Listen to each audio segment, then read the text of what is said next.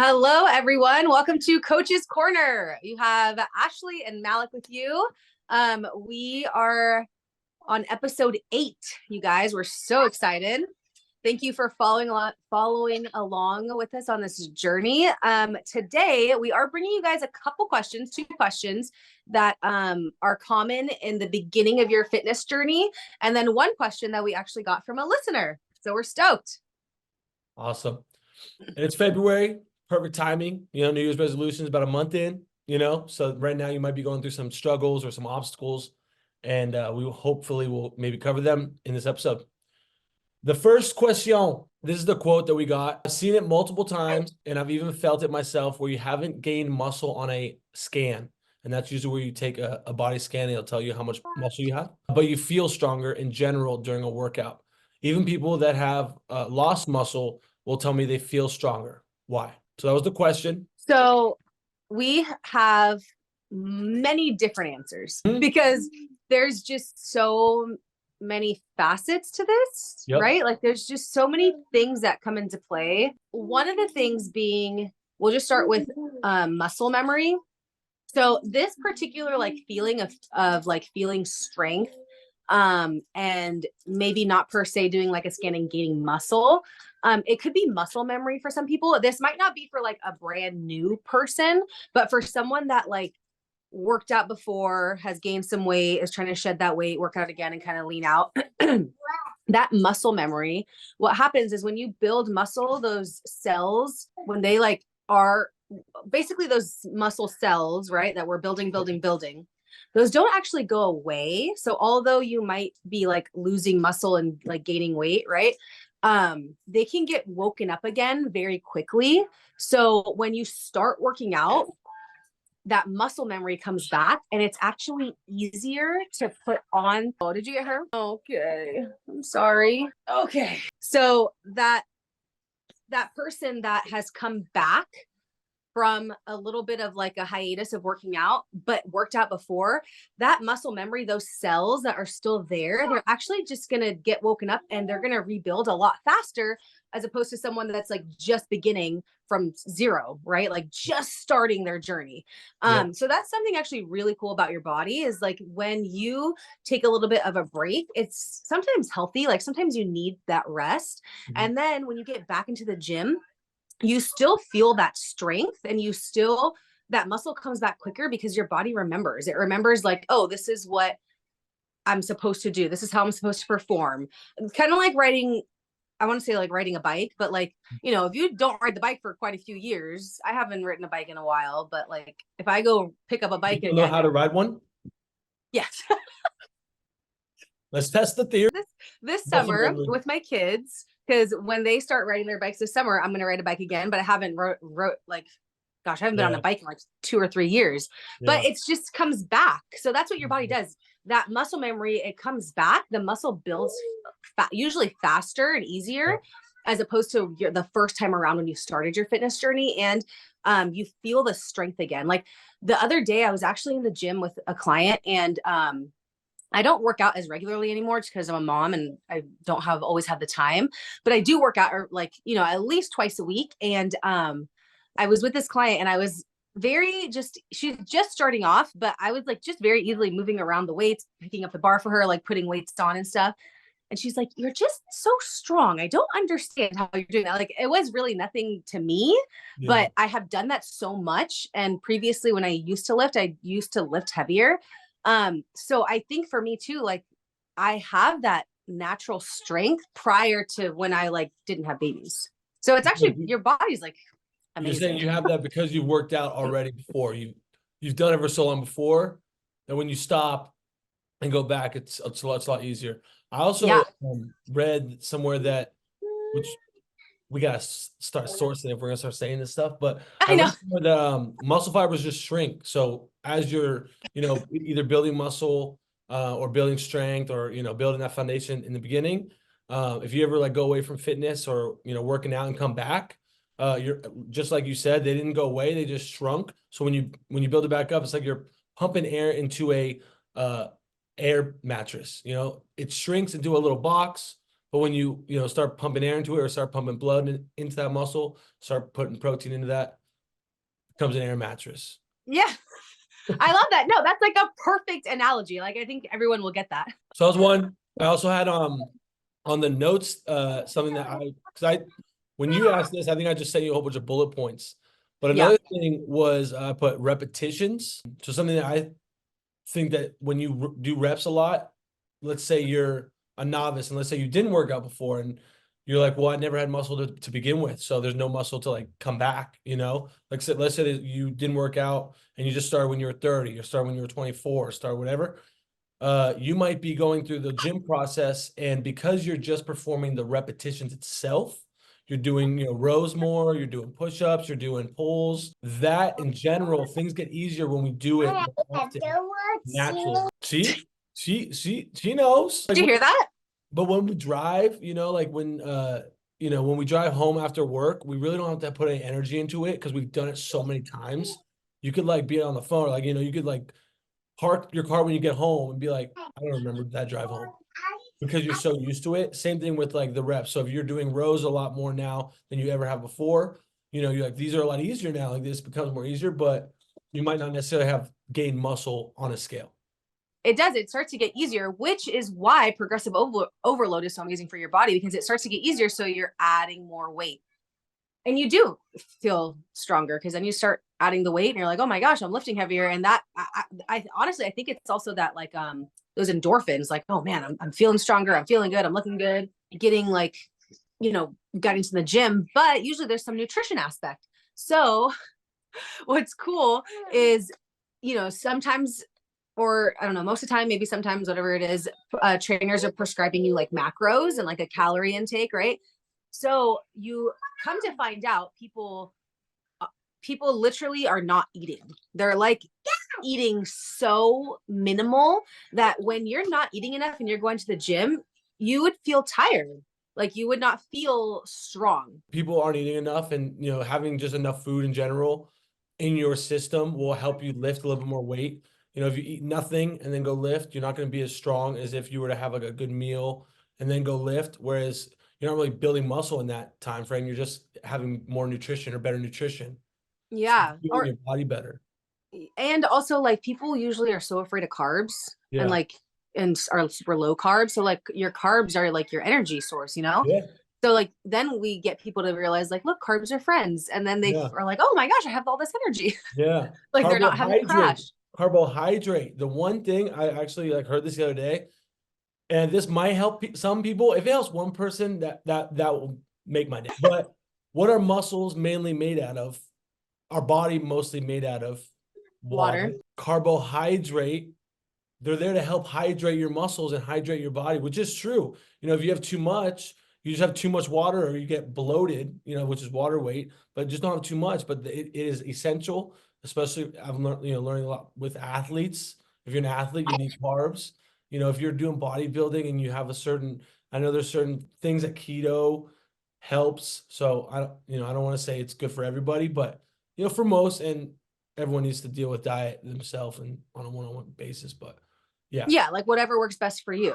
And then the other thing is usually people are like super, super low on protein. And that's just mostly because they're just unaware. Like unless you're tracking, like you're kind of just like, whatever, eating whatever, you don't really know. And once you do track, you start to learn. So then you can like automatically do it and you don't have to track all the time. But like I talked to someone that was having like one egg for breakfast and a toast. I think that was like her breakfast. And she was working out like really hard, like way too hard for that. Like that was just not going to help her. And so like that low energy and that not feeling strong enough could totally come from diet. And it could be that if you take a scan for someone, if you take a scan and then are not seeing the muscle gain, but you have like, you feel stronger, that could be the rolling, like the start of it. Right. And then it just keeps rolling to like gaining muscle. It could be the start of like your body's responding to you actually eating enough. So you feel stronger. And then from there, you'll lift more and then put the muscle on. So eat more. Everyone really should. We're going to question 2. Do you think we covered question 1? Yeah. Is there anything you want to add to that? No, we talked about diet, muscle memory, and repetitions. Yep. I think that was good. Question dos. This is something that we came up with during the similar type of question is as you're going through your process or as you're going through your journey, your fitness journey, you start to build muscle. And sometimes the scale goes up maybe a little bit or stays the same. And why does that happen? I've seen it a lot of times with clients, especially around that second, third week when they're like really starting to, work out often because they're having to build the muscle. But that's something we want to talk about. Why does the scale stay the same or go up when I've been working out hard for the last 3 weeks? So the like quick answer, right, is that muscle weighs more than fat. Like simple, quick, like literally that's the answer. Like your muscle is gonna or it does weigh more than fat. So usually what happens is it starts to transfer. So you'll the weight transfers to muscle. So you'll be losing fat but gaining muscle, and the weight, you'll see like the numbers stay the same, but your body starts to look different and you start to feel different. So I always like to tell clients to like not focus on the number on the scale and to not weigh themselves for maybe like 6 weeks would be ideal. So then like by that 6th week, maybe they'll see the number on the scale actually change. But by that 6th week, they're seeing like their body composition like totally change. Right. So that's like, I think one of the biggest hangups, honestly, is people weighing themselves way too soon. And they're like, oh my gosh, like I haven't lost weight. The number's not, moving, whatever, or the number has gone up. That totally freaks people out. But then when you start to explain that to them, and if you explain that prior to like going into it, then they understand the process and they'll kind of trust it and hopefully push off that like weighing themselves part. Yeah, no, I agree. And that's, I'm one to push on weighing every day because I think some high school guys love to weigh themselves, but the scale is something that like, you mentally deal with 100% 6 weeks, or even just like, don't, that's something that's like, just how are you feeling? Are you getting stronger, and how are your clothes fitting? I feel like you put it best is like, the scale is going to stay the same or change, but it's about how you feel. Yeah, I think if you have an unhealthy relationship with weight and the scale, then I would say just throw it away. Yeah. Because you don't need it. You don't need the scale to tell you how you're feeling. But for like someone like you that is like very in tune with like what you're eating, like the muscle that you have on your body, like sometimes you're cutting, sometimes you're, bulking, like the scale is a great tool. But for others, it could be just like psychologically not great. Right, 100%. Yeah. So yeah, if you've ever experienced that where you worked out hard the last 3 weeks, or you're starting a new fitness program, or you're starting a fitness journey on January 1st, and you're like 3 weeks in, you're proud of yourself, you feel different, you look different, but on the scale is the same or it's gone up, just know that you're probably gaining muscle. You're definitely going down the right path, and don't stop just because the scale number says this certain number. Know that you're doing the right habits, you're doing the right behaviors, and then eventually, everything will be put to where it needs to be. Yeah, true. And I'll give you a good example because I have a friend at the gym. She's a trainer, and she like within the last, oh my gosh, I actually timing wise, I don't know. So I'm not even gonna say, but within whatever timing for the last year, let's just say she had hit her like heaviest weight, but she didn't love her body composition. So she felt like she had too much fat on her body. And she was the heaviest she had ever been, but there was like some muscle in there, obviously. So what she did was like just super dial in her diet and then workouts and stuff. She started lifting heavier, and then she actually started to eat a lot. But because she had to feed those, and eat enough to have energy for those workouts. Right. So her weight actually never went down and never really went up. Her weight stayed the same. She was the heaviest she had ever been, and her weight stayed exactly the same. But she is like 15% body fat, and her body has like completely changed. And she has so much muscle on her body now. And so it's like her transformation was really cool because she That's awesome. Right? It's so cool to see too. Like she completely replaced like the fat on her body with muscle, and she weighs the exact same. And if you were her and like weighed yourself and you're like, oh, the number didn't go down, you were bumming, the number didn't go down, but it would be ridiculous because she looks amazing. Her body fat is super low. She's got a crap ton of muscle. She's eating a ton. And she feels great. So I'd like to I like to give that example to people so that they understand and they kind of get it. Hopefully, like it just starts to like make sense that the number on the scale is just literally a number. Like it's like about how you feel, how you look, and it just gives you one number. You know, I just thought about this right now. It's just like going to school, and you base all of your GPA off of one class. Right. There's math, there's science, there's English, there's PE, there's history, and that's your cumulative, you know, like, yeah, there's the scale, but then what's your body fat percentage, what's your BMI, what's your, you know what I mean, all these different things, what's your cholesterol level, what's your heart rate or this is bad, what's it called, blood pressure, put something here, you put something here, blood pressure, you know, there's these so many, you know, your stress levels, your anxiety, there's so many different, like, you know, metrics. KPI, exactly. KPIs to your health. Besides, you step on one little machine, it gives you one little number. I love that example. That's a great example. And like, you know, those stories make me like so happy because like you see the person kind of change. You know what I mean? Like I know you've seen clients, I've seen clients.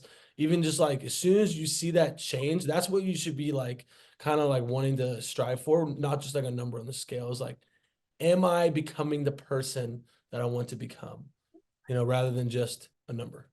Yeah, I love that. And I totally agree because it is literally just one metric and there's so many metrics to health that your weight does not, what is the word I need? Weight doesn't like decipher your health. Your weight does not decipher your health. Just because you are a certain number, that doesn't mean you're healthy or not healthy. There's so many other things that go into it. So yeah, I think that grades thing in school is a good example. I like that. Cool. That was covered super well too. Huh? I said, cool. That was covered super well too. I think we're good. Anything else that you want to add? I also really like, so I got my notes today. I do like the 6 weeks thing because this is something that I think that like a lot of people, especially like what I've seen with, and I talked about this with like, you know, one of my clients, you know, girls, you know, and specifically don't like the scale. Guys love the scale, you know, girls not so much. And so like, why is that? Why is that? Yeah. I just know guys like to be big and they like to put on muscle and they just think the heavier they are, the better. I think sometimes, like at some point that does change when you get older. You know, you start to be like, maybe this isn't a good, you know, route. But when you're young, you're growing. So you're like, how fast can I grow? Yeah, you're right. That's and there's true. stages, you know, there's stages to, I think, fitness. You know, there's certain things that I would tell my kids to do that I would never tell a personal training client or parent to do, you know, and vice versa. So knowing, you know, what advice you're even listening to, maybe don't even listen to us. You know, maybe we're not we're not, you know, with the right, but anyway, knowing what kind of like who to listen to or have they done what I've done anyway. That's 6 weeks thing. I like the 6 weeks thing. It's like wait 6 weeks. If you're starting a program, you know, if you're someone that gets anxious about numbers or someone that's like that, wait 6 weeks. I used to tell it to clients and that's a really good one that you brought up. So just wanted to bring that up. Yeah. But yeah, I think that wraps up the show with question 1 and question 2. Guys, thank you guys so much for watching Coach's Corner. Ashley, Coach Ashley. Coach Malik. And we will see you guys next episode. Bye.